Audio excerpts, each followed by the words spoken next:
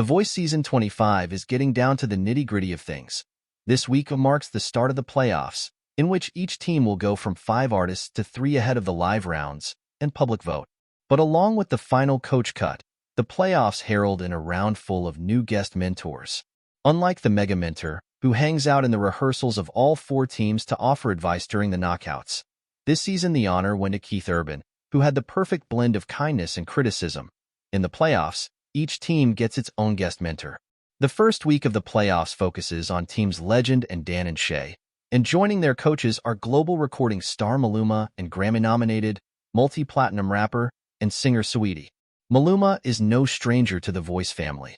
He's been a coach on 2 seasons of La Voz, Mexico, as well as the kid versions of The Voice in both his home country of Colombia and Mexico. You can tell, too. As soon as he sits down with Coach John Legend and the artists start showing off their stuff, Maluma is at ease. He's encouraging and positive, but not afraid to give notes either. The 2 guys make a great tag team.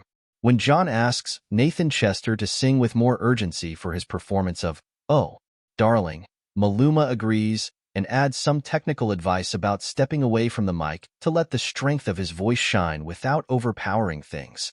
The notes lead Nathan directly into a spot in the lives. Maluma feels especially connected to Team Legend artist Mafe. The Venezuelan-born power vocalist was thrilled to work with a Latin music icon, and Maluma is beyond excited to see the Latin music rep on The Voice. Unfortunately, Team Legend's top 5 is pretty stacked, and Mafe's cover of Adele's "Someone Like You" isn't enough to save her from the dreaded playoff cut.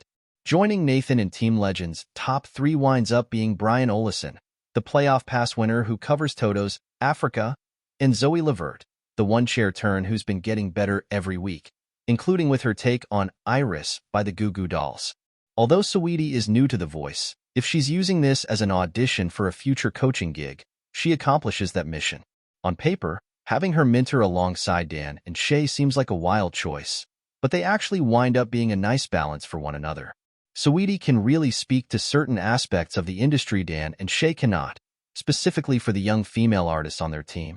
When 17-year-old Anya True arrives to rehearse her performance of Taylor Swift's "All Too Well," Taylor's version, Saweetie immediately wants more connection with the audience. She wants more eye contact, good advice for the intimate lyrics of that song. Although Saweetie isn't super familiar with country music, perhaps we'll get a Dan and Shay plus Saweetie collab in the future. She is a huge fan of Karen Waldrop. She tells Karen to worry less about being so technically perfect. "Don't strive for perfection, strive for personality," Saweetie says. She wants to know who Karen is through her vocals and wants her to stand apart. The advice is helpful.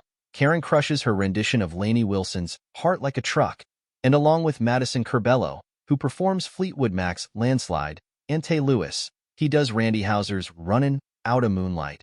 She earns a spot in the playoffs representing Team Dan and Shay. The playoffs continue next week when Team Reba and Team Chance are both up. We'll see who will be mentoring their 10 artists next Monday. The Voice airs Mondays on NBC.